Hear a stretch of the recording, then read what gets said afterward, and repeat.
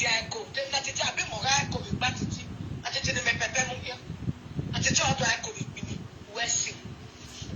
I be a year to know in Paris, your mother. When I was saying on my baby, who had the way not Panopa. Don't any me want Atiti, I don't know where in Paris. If I didn't go where I am, you're not here, I see you much over. But I might then I'm more you want to not only the two.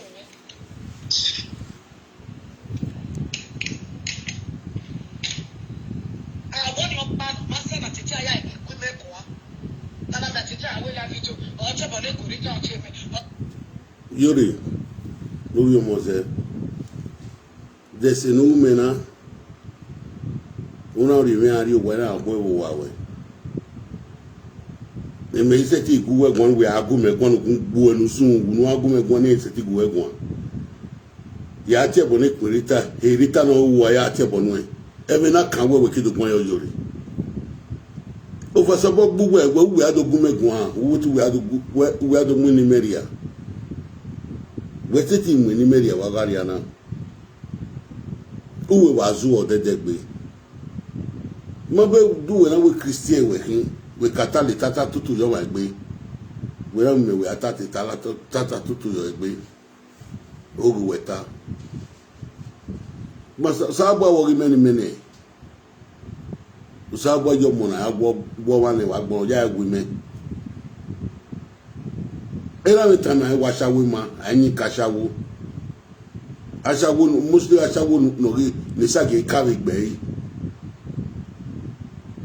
Iya we dagbun ari ane o. Iya gbalogo mi ari awa. Wi yo wa o. Voilà, we the Kejo wala temeni, una ba ori. We have to see me video ni real again. Yena we jo wa tai when ya ko. Kini ya we jo wa tai when ya we ma settle na na ko.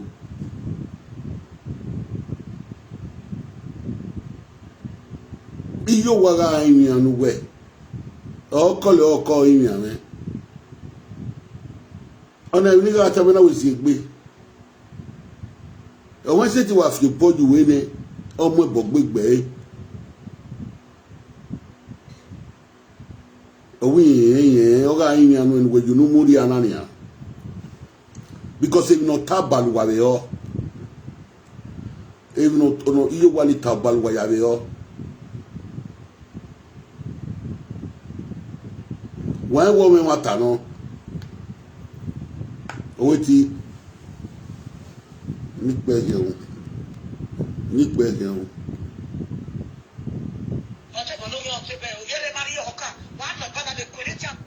Yuri on dog le wa kin iri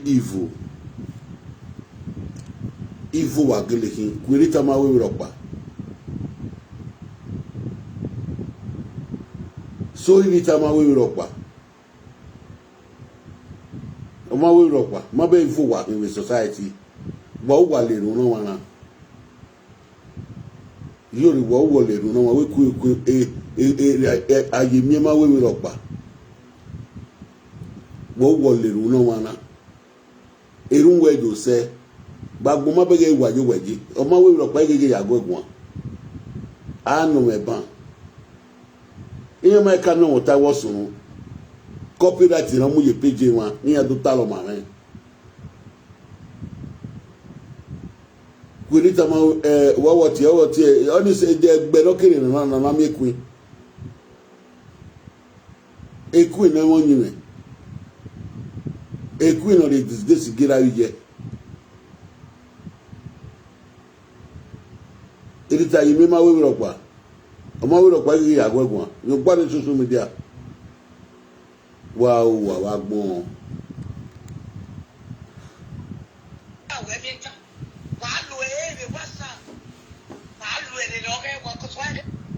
o wa lu ere du we o ro pa se ti lu ere me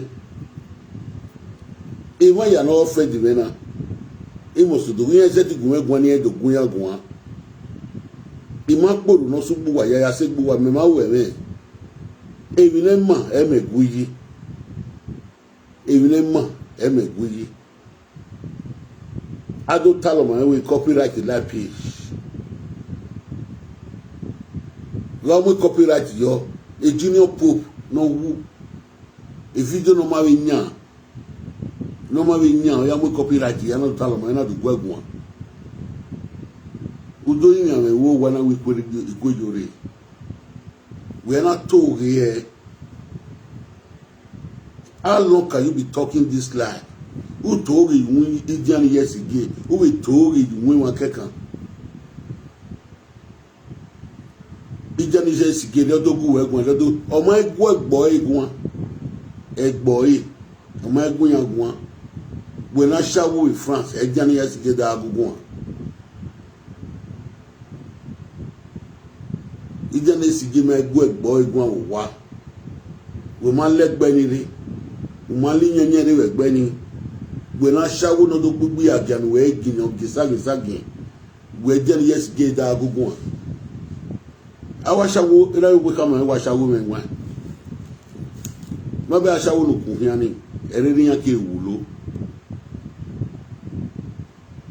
Okay, ya mi yako.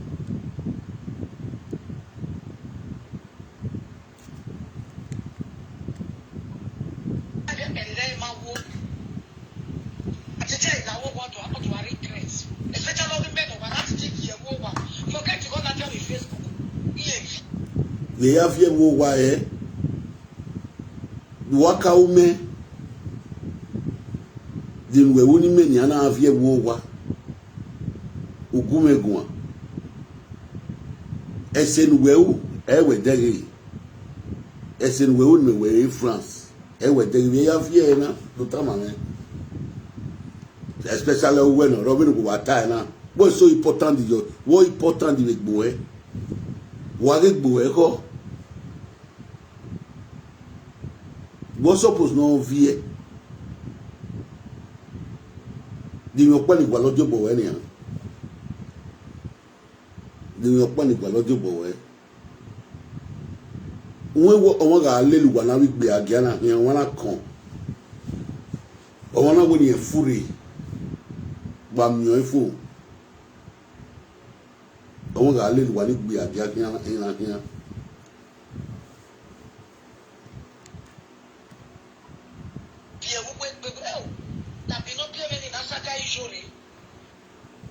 Eti saga we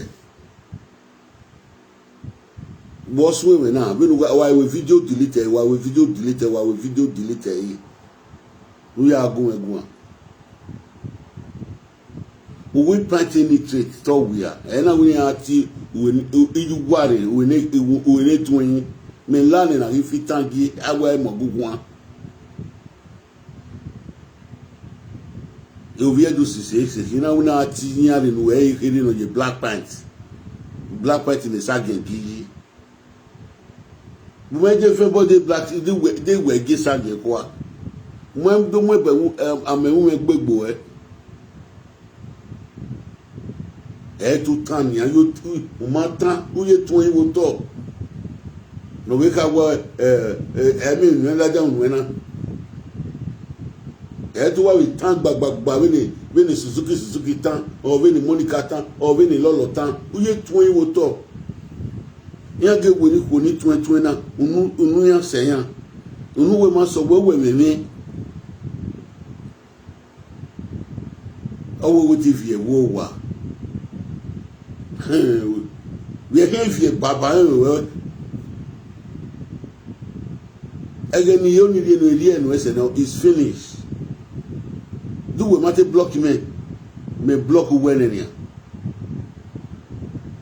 do we matter block me yore no your mose me block when ofune e no no ye talo do talo since we that we we talo nia we wo you know ori me yore ori me ori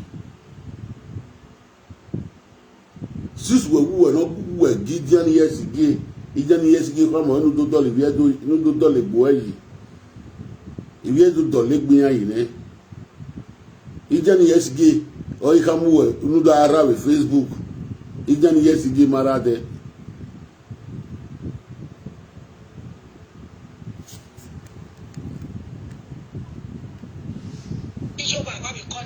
Ijo le we la video ko we ko. Ma be nu to ge. Ma be nu to ge we no wa we yo wa call me. We are we yo wa call me. Ni yo wa na call we. O je ni ana gwa we wa no lele yin na agu ya gu an. I wa no lele yin yin ri. Ina so approve e wa no lele yin ni ina so approve o ma negwe o wa na ma Inya oni over sabi wo wa ni ma. Inya oni over sabi. Ya lo wa hiani. He pretend. Ya go wani. Iye go wani ma o. Ya ono do to boy wewe. O wewe ya so approve e. E ma ka ma we e do to una to play. O un gwa we gbaku. Wo we gbaku ne. Ona ga misbehave ne ori egbe. Uta ma go nyime no nyima. But me akia kama e. E ma no lebe here we una to play una to na wo ma ijo wo ma bege ni. First Lukati me ye mi jore no juana we dey we video ni tie yan da ye video ni dio yan da ye video ni dio ina we tie we ni tie ni da ye video ni dio ye egwe ye giro we na ni egwe ye giro we na ni de tu ma tie we da we tie video no una bizu gbe yana ya gbe ni aka gbe de yana ka ya robi ya ni ka ya robi ya de o ro ga ya ro go me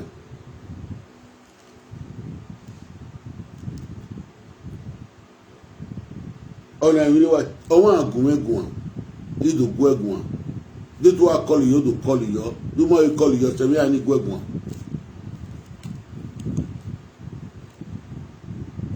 ona ye wanu ania we eyana we di ka mo eyana do gba sawo na tale ni ya eyana wa do gba sawo na tale ni ya wa jo na ye jo wa go se nu tabali ya yo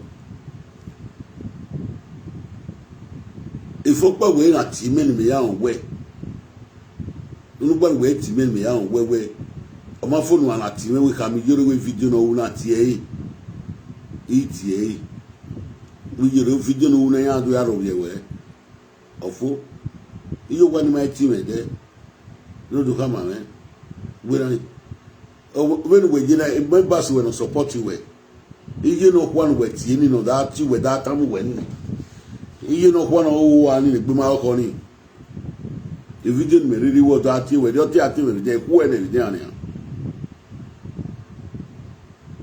iku ene vidia na no ma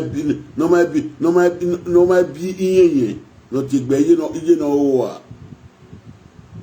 iku ene vidia na mai chikere da ade the last day ni ku e no ti me live video on me ya reply e yo gbogbo yu le wo e ma na mai si e ma na ka pretend ni ma o ka pretend kere da ade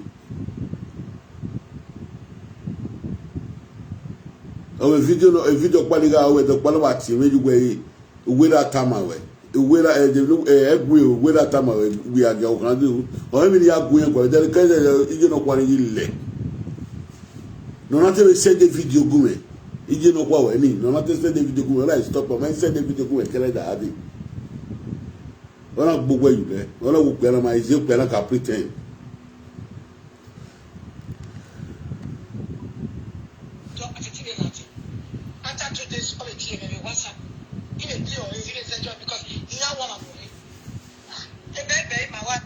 wa de nu ya maseme ebebe yi obiomi ya we webo ebebe yi oki ma fi moto ari ewe ma mi ta ona ta we ma mi ta ebebe yi oki ma fi moto ari France oki ma fi moto ari Pedon i moto me vi a che France we pick up ni ma be new one no we ba me new one no i moto company no imote company me ga ni ode ari seguro social kame ma do me ma ge ma di ma gba ari seguro social ya tap anno atiti transport o ya ge je ni ki eyi ini trade normal je school no ga me transport ore computer le wo na we na go na o se me ya ha mu wa life history me Atiti transport.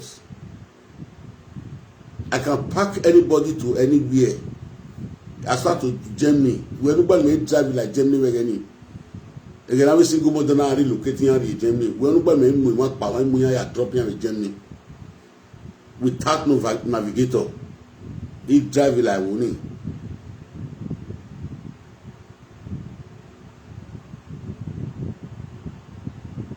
We were shawo wa agbo wa superior when I hooking on the ramiri when you were Facebook na ere godino ba se ki huwa woto ere karabene le huwa woto ere goda se bi huwa woto we huwa ki Facebook because you knew why ma unu igbe ageno keke unu why ma se ma huwa ki ma de se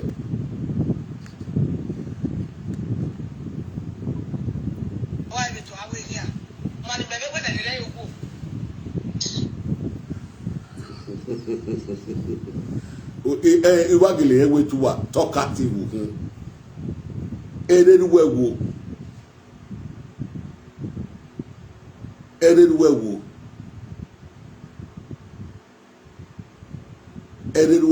ereruwegawo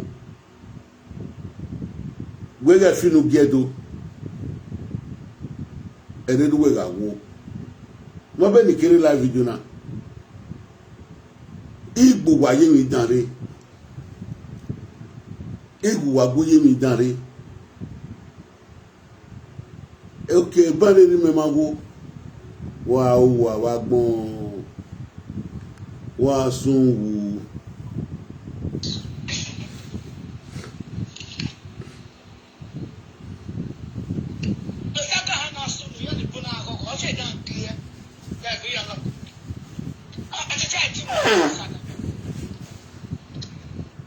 message buwe saga wa weru watani when na nwa ge we ni o se gbono mo na wo se dire we saga enu we la guti yo botie mana no gbalare o we me ti ma mi aga wo saga igi yo botie ona uwe gbali na ogbina no we ani ko ya we mu ya yaban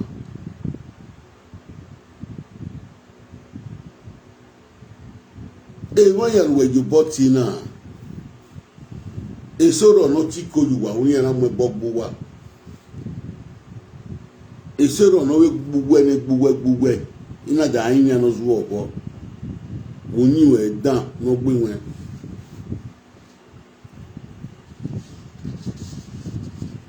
yẹn ká tìlú rẹ wò wà ló wà.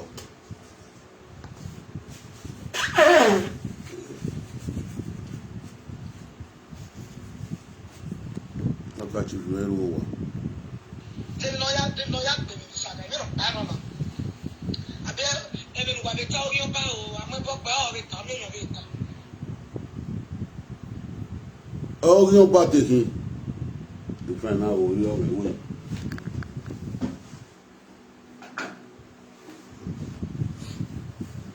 Then we're taking. Oh, your boy taking.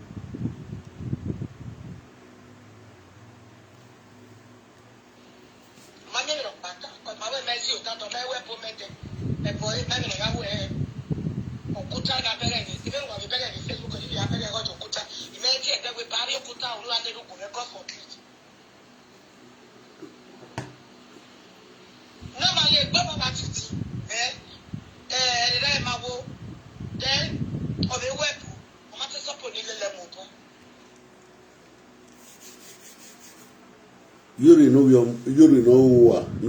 no gain. You need be a ganogo. Egbon wa Atiti. Ofu wo tonenia. Nuwe wa tana. Nuwe tana. Me yi dam yo eno de. Awe liwe. Phone number we ne phone weji. Wa ya kan mania e blocking of phone. Ni mania e phone number we egwe me. E de ni awe mi fu dikin ade ku number we wa ni e we block you we. Enough is enough. Enough is enough. It block you any. And I want to remember by mistake it line me in a voice when ya move I la video me bog boy.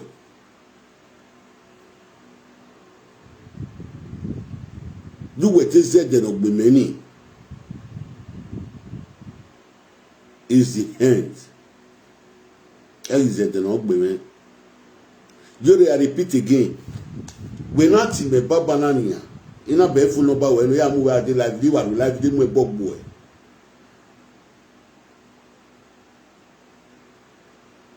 And whatever time we now. So don't ever call my line again. I will not ever call your line again.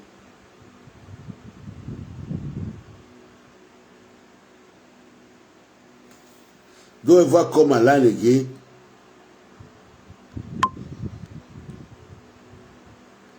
I will not call your line again.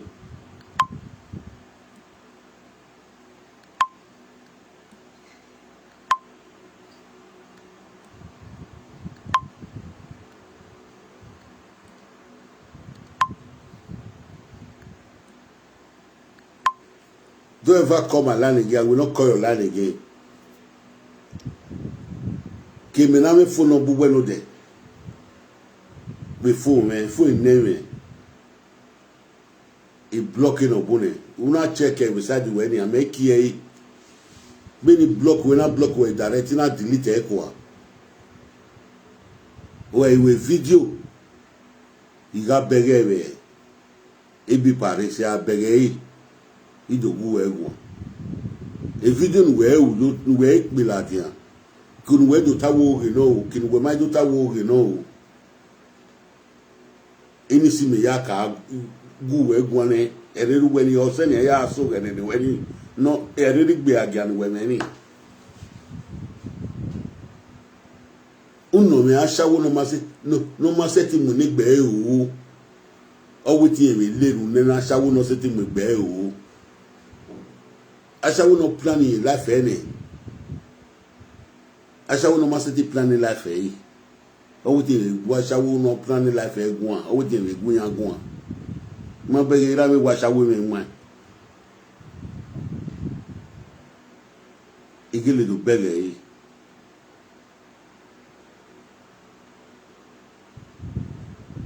Yori ni kama we. O po e problem eh. We not aware Umoko men up pale no lele mero. Do for we money me will not be for your money.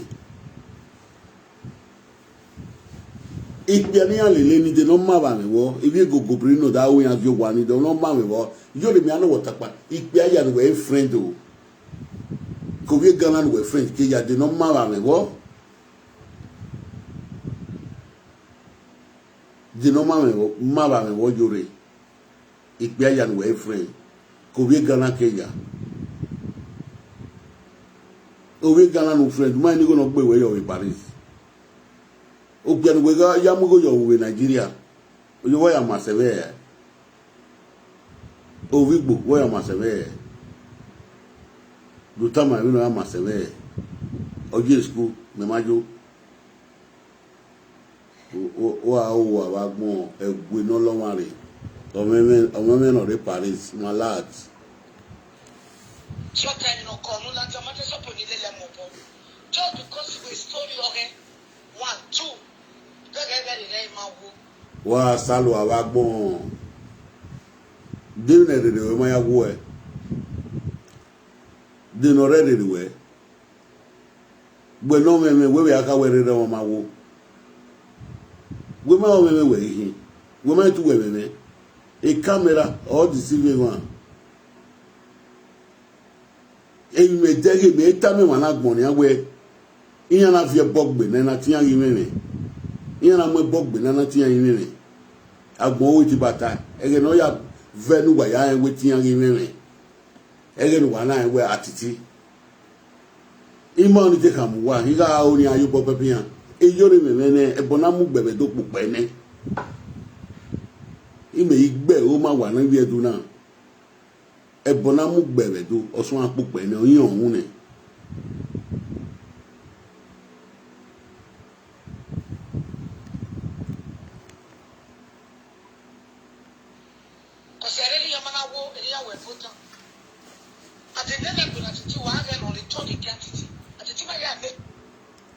boy ari tonic we wa sort of water ministry ni we wu ni ge ka te wa ne sort of ministry we wu we ya make ya sort of water ministry ni we ya make ya omi ya ni pe ni wa me wa gbon ire ya ime wo bona ina do bue ina do won ina do yoko ina do biele ina do mugo yoko o de ni ma make do tama ni ma make na ne to go agun nene sort of water ministry we more than 5 years in here we ya make ya we ya make ya we ya make ya do tama ni ya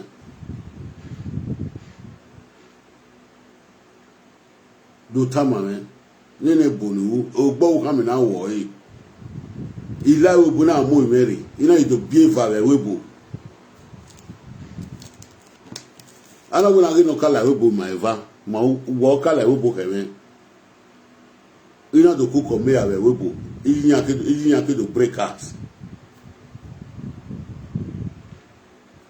awu pe aga me temptation owo we egbo you may say ki destination in here o pe no me problem e na nia o ku no go e o gwa le ki no na lefwa o ya gwa lo pe awe hian o ya gwa le the better man here because kini ka aye ni e no pe no ma me temptation o pe ni best daddy o pe ni ga me temptation we may say kini rifle husband here ye up pa also demi ma make na ebola titi gamai awaya make ire ewona 2 years ina mebe ina momo ko wari ana wona wete wan we viola obonya we silver ya we silver along the line do mebe na awe de gbedo ri be me yo le do tu we me wan wa we osalogba de bo eboni mega o wa mudiame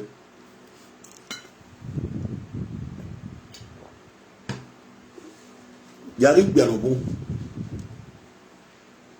no po pasi aye no po frustrate no bona hi o meme train station in London ino bona hi train station meme train station different country yari Italy kuno o gbero po pasi aye yari no po iya ke mi pagbon logo botori mi ina do mi ebewo ina do so a plan na magbon menia dem no ma make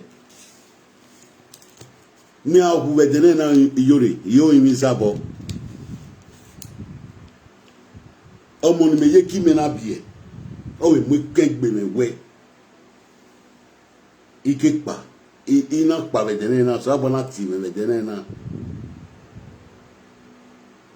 obuni mezeni ina ya bie ni ana hu wedene na ya gbe kegbe me we dem no ameke agbo ya lora gbo na obegeregia ewo boni ma yena nia ebu ya loro o seti do wa 2 years oye ma what we case stay na 2 years oye ma what we case stay we lose wa me ebe mari aron ya mo wa ebe me ya mi ene but ike lose wa iye be ni ya mo wa me gaji a contract give anonya wana we adolo wani yi koso duku we gerege no yana we adolo ye ma ya do gwale wa ni ya so wana nia owana owa mama ori ebe me owa me gwa lo kan kere dadi imamie ba ayi mi no mo wa no ma Spain iya yi mo wa ni daki e ti goro ni ya mo wa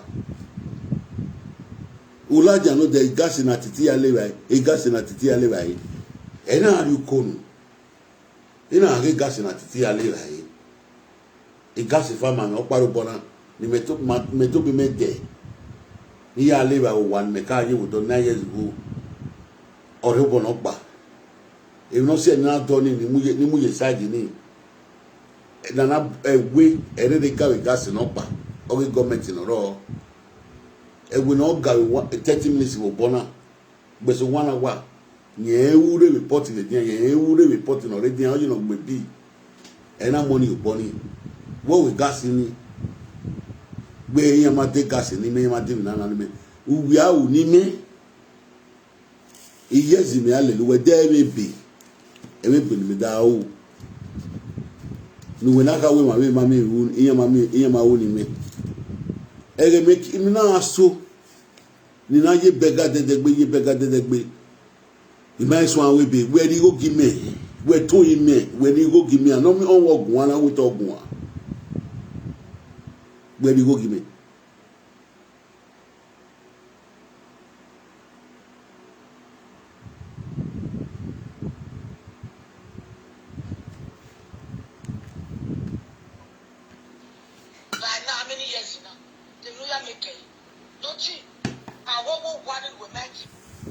awogo wali maseti muno awogo wali me maseti muno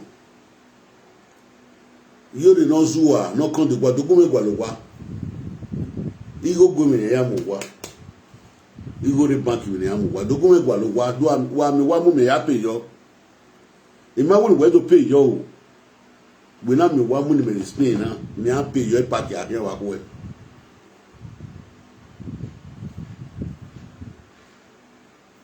ewa ya dirty na fake life gbelu wa ugbonu wa ma se wa mo gbugwa iwa mu eyo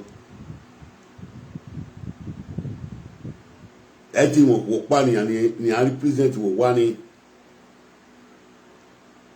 ya mo wa ni bania 3 bedroom igbeja pay 800 imi 1400 we winner e pay 800 kwa okoro wa ni ari yo mari okwo we ni han me plan life me ko ni ana ri okwo yo wa idomo wa ni 800 do vie wa yo me ni live video presenter ido vie wa yo wa ni me no bo ido vie wa yo wa ni ya do amna me yan wa ko ya bi awo ko o wa ba ni ina we mu gbini ari okune ina ri okune 800 ni na ya mo wa bege na nia iri okune la o ma we ku kware wa mi adu ya virenti yo women nesi gbesi nesi ya we marriage re ne ya we marriage re ne idu mo wa o ti se next year ni mi na gwalu wa kana ya mi o ti se next year ni mi na gwalu wa kana ya mi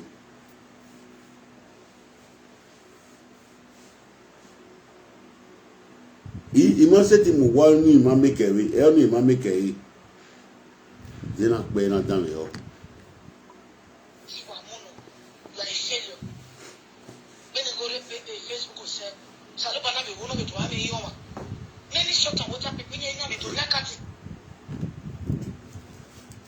Veni iyawe efowa ela today might be your turn, tomorrow might be my turn.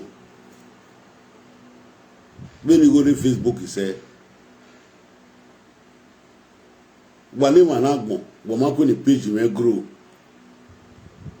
wale wanagbon a page me ga grow why do emu wa mo strike yo oviedo wa we gba gun a when wa we gwan na a members we the by members we who that why that agbe ni strike yo on page here we say domia na mi adogmano a day will come it will not set the page now man they will come to my life here I die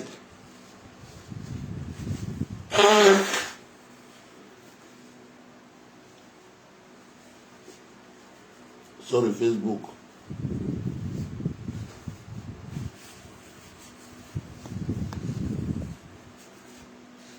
when you go to Facebook he said might make a that might be pay you maybe Facebook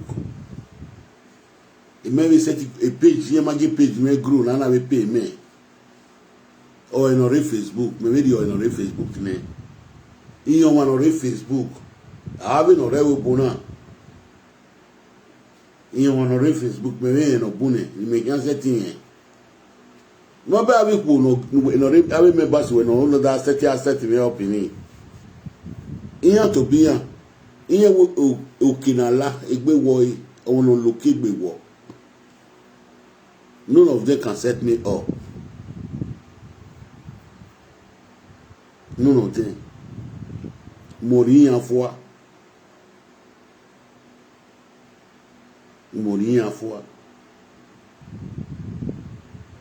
mighty make a man must say make a na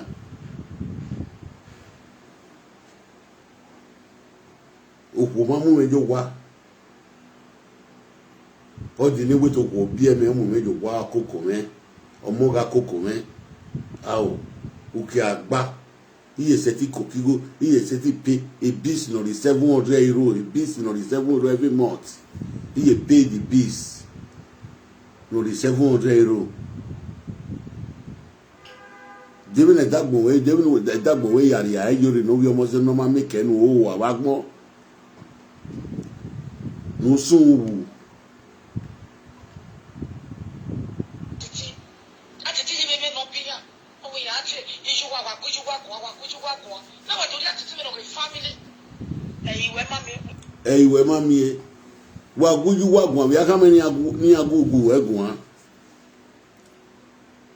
wa guju wa gwan ni we agu ka me ni agu egun iwe mami uwe gwa bra no re lawo nu weta so in ana say ne be na in number where you no go me block any I have nothing to do with you again wo gwe ni wo go me wo ma gbon e wi apun amen we are make na ni ha amen we are make no ma ge o me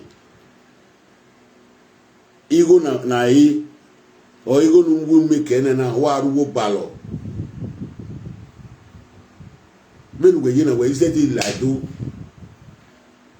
we said it like do we go we na we said it la o wa la o to pe kan fi lu gbegbo e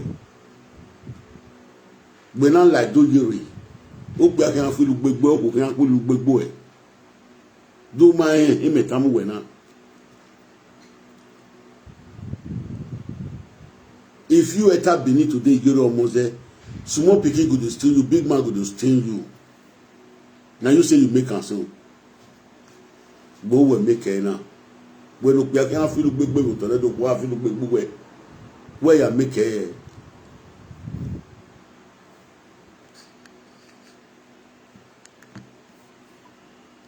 are not going to insult him at it ba me den ami o wa dey paris na me o ekere kin ere be month na we are ekere gun ere month na we are do we are do una ekere gun ere month na we are do una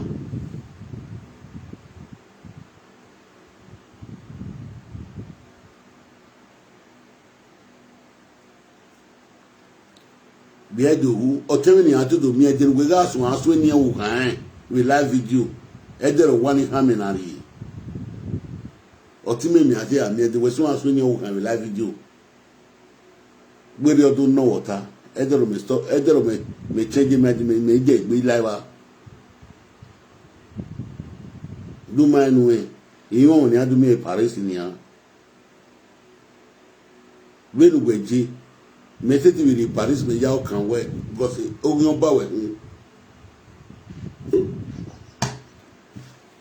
umodia aketu ogun ba umodia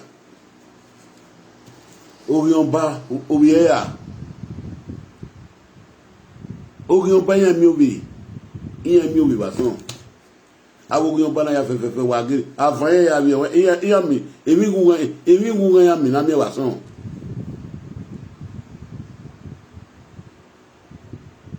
emi na ni ya gun ya mi na ni a emi na ni ya gun ya mi na na ebo na mu gbin ya iyan bi wa son ya ba mistake wa bi wa son emi nu gun ya mi na ya ma mi ya mi na mi enye ya mi na mi club enye iyan ga ere ye du so we iwa mi na na son ebo na mu gbe eyin mi na mi e do a man do so atam wa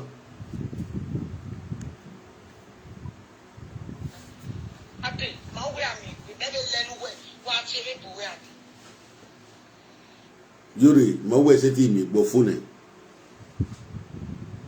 wa onu mieme ina important una onu mieme the ticket o do mieme we Spain oge me the ticket with the Paris Imana do body go give me with the ticket with the nena. Igo ni ya di kiba. E mata watame ya.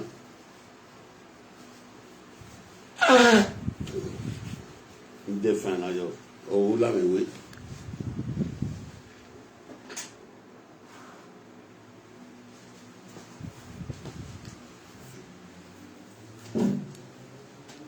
Imana we Atiti o imanu aje France o. Ma rigo goni aje France ya rigo ni gumeri o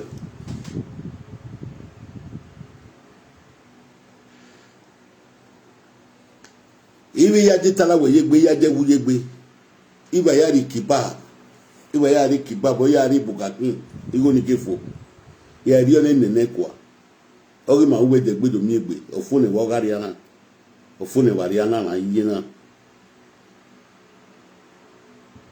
won iyore no zuwa iyore ne rere ma wo iyore no gun ba na mo bogbe bedo wenu gbeji we aje do be na akin afulu gbegbu wedu we man o be mo ki face yo wa bedero o ga le kian gbogbo we no know say na bi ogun ba o we no know say na ni bi ogun ba edu we bi je wo tanedo a Facebook we na wa wonu a Facebook nu we na wa ja papa because asha we in talk verbally mabe mo ki face yo we do bedero o ma me kiri we 3 days o ya left wa bedo 3 days o ya gbogbo you le edu we ye ogun ba we ni mostly we were here agboya wa we ma be mo ki face wa no bu ma bo we say we were like stock pania wa dey wa here wa enu yan sa menu won benu we je jori we say if you were like otone ezeno no rotonedo awo kwa la ku ya fi we la o we na la o e ma no re wo ni na ma gbe gbugbe o via we na fi we la o ezeno re wo ni e say to do la e ma no po ma en we ibi e wo bege we we je nu emenu nu pa we wo ezenire ezopero no lega do we se ti fi we la gbo na ke afo cause ogun ba kun ogun ba sa me beze e sa me no ma won do ma enu e me o ya wuta we me se ti la do eto an Douglas me se ti la do e ma mu ji fire amu ma mu ji no yo si gbo wan wa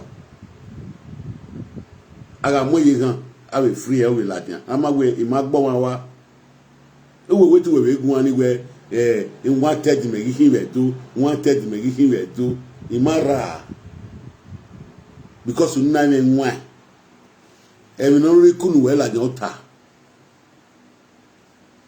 e go ba so we na gbe zoni o ka da na gbe zoni o we do na gbe ama we ma yo si gbo wan wa awe ma kunu goro egbe na egbe no yin egbe me egbe no yin anyway gige we maki na ebo abi maki na ebo egbe no yin e wan gbe yin an ni aka ni ya so agbori oyoyo osun calm down ni ya so agbori oyoyo ma be o calm down na e mako bo o wan vi yo me gbe wa o wa gbon e maki ma re gbo wigbo egbo gburu ga mu hin maki no ga ri ma e no ga ri ma odo bojo gbe no ma osa gbe no ri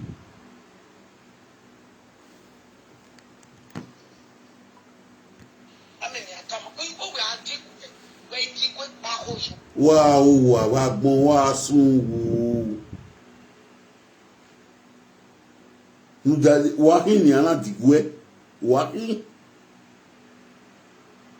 wa gbon wa sun wo wetin mi ana digwe yen gbo ko yira wi yo ohun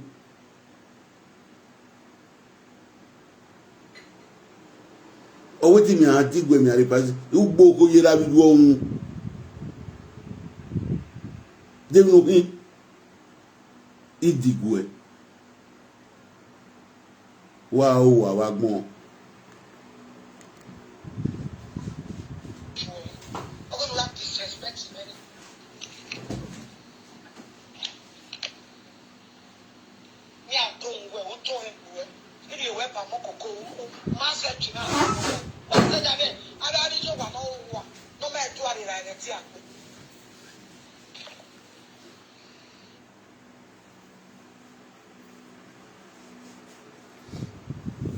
yore no bi omo se gwen di mi ari ba be de agbe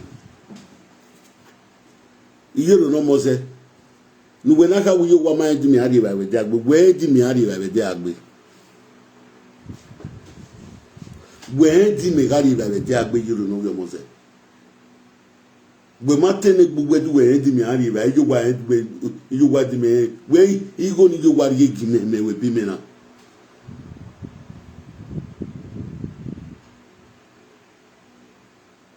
uwe feti kama we gbe ikama e wori ogun me o ma na feti ni tabai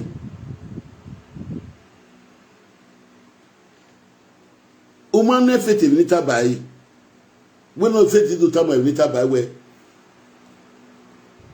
so na igo ni jori seti di gime me so ye mi go igo no ma si go na ne feti abi feti matamo ekweku weta ladan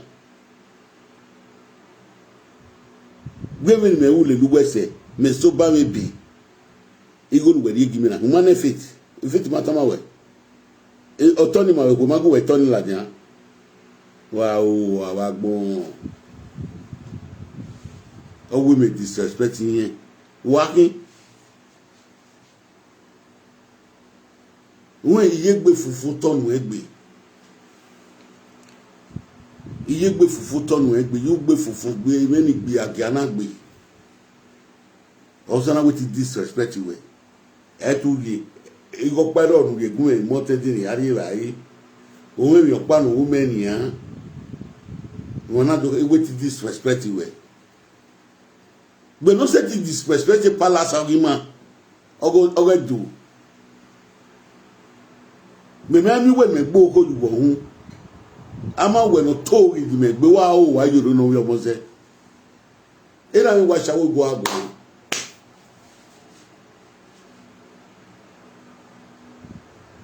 era mi wa shawo go ago we not disrespect the palace of him me mi we ni gbo ko ju ohun ma be go gele me wa yore ma be ma no gbo lelu eni yan me nwa me ni we nwa beni analyze enania iyan awe bloggers ya we mo bona abere wo e fe la we gbe